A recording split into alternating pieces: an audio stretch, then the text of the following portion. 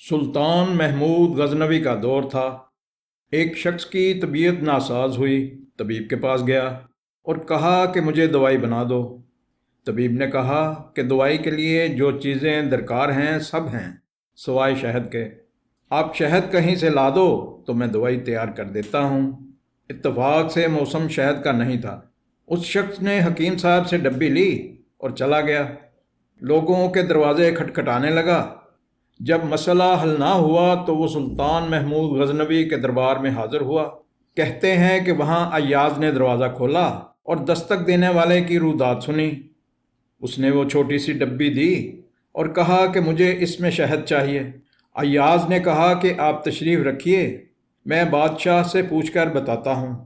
अय्याज वो डिब्बिया लेकर बादशाह के सामने हाजिर हुआ और अर्ज़ किया कि बादशाह सलामत, एक साइल को शहद की ज़रूरत है।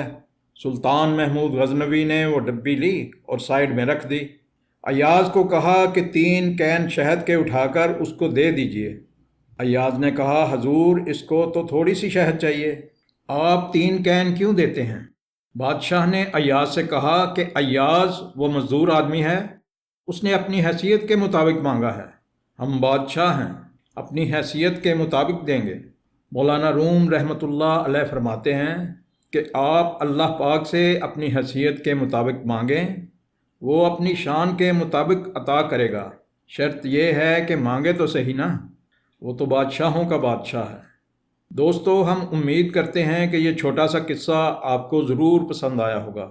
अगर वीडियो पसंद आई हो तो अपने दोस्तों व अहबाब के साथ ज़रूर शेयर करें और अपने मेज़बान मोहम्मद अयूब को नई आने वाली वीडियो तक इजाज़त दें। अल्लाह हाफिज़।